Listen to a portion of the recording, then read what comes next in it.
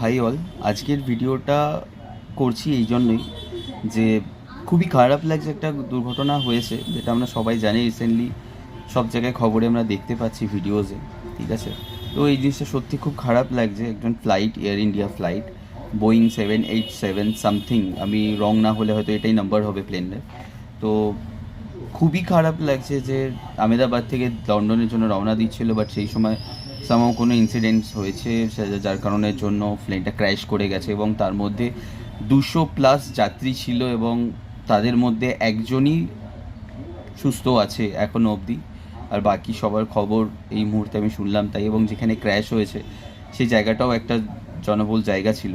ঠিক আছে, সেই কারণের জন্য খুবই খারাপ লাগছে। আমরা ছোটো ছোটো কন্টেন্ট ক্রিয়েটার, ইউটিউবে ভিডিও বানাই, ফেসবুকে ভিডিও ছাড়ি, কিছু কমেডি বা কিছু ব্লগ, ঠিক আছে, যেগুলো আমরা দেখি। ঠিক আছে, কিন্তু এই যে আজকে এই যে দুর্ঘটনাটা হলো না, এই দুর্ঘটনাটার জন্য সত্যি খুব খারাপ লাগছে। তাদের পরিবারের কথা ভেবে, যে প্রত্যেকে কেউ না কেউ কোনো না কোনো আশা করেছিল যে সে কোথাও গিয়ে পৌঁছবে, বা কারুর কোনো দেখা করার কথা, কারুর কোনো ইচ্ছার কথা, কারুর কোনো সাকসেসের কথা ছিল, যেগুলো হলো না, জাস্ট হলো না।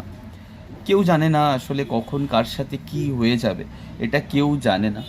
তো এখন অবধি ইনভেস্টিগেশন চলছে যে কিভাবে ক্র্যাশ হলো, সিস্টেমিক ফেলিয়ার না টেকনিক্যাল ইস্যু না কোনো রকম অন্য বাইরের থেকে কোনো কিছু, সেটা তো বলা যায় না ওইভাবে অন ভিডিওতে, রাইট? তো এটাই হচ্ছে কথা। তো এখন ইনভেস্টিগেশন চলছে, আমরা সবাই এটার জন্য ওয়েট করে আছি রেজাল্ট কী আসে।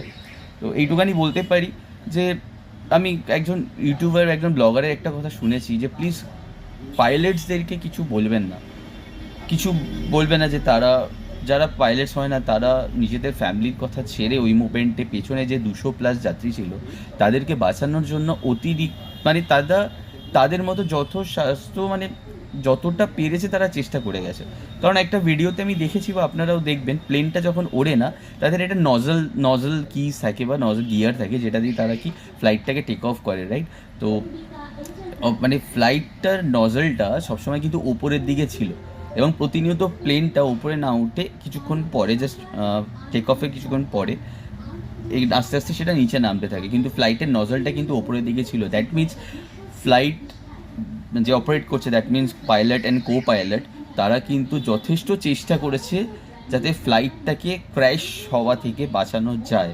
সো প্লিজ, যতক্ষণ না রেজাল্ট আসছে, আমি সহমত তার সাথে, সেই ইউটিউবারের সাথে, যে প্লিজ পাইলটদেরকে কোনো রকম দোষ দেবে না, এবং যারা পাইলট ছিল, কো পাইলট এবং পাইলট ছিল, তারা কিন্তু নিউ কামার নয়। একজন ছিল যে মেন পাইলট, তার 9300 সামথিং ফ্লাইং আওয়ার্স ছিল, ঠিক আছে, তার এক্সপিরিয়েন্স। আর যে কো পাইলট ছিল তার 1100 ফ্লাইং এক্সপিরিয়েন্স ছিল। So they are not the newcomers, বা they are not a new pilot.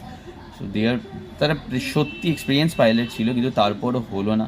তো সত্যি আমরা খুব দুঃখিত, আমি খুব দুঃখিত। স্পেশালি আজকের ভিডিওটা সেই জন্যই তোমাদের কাছে শেয়ার করা।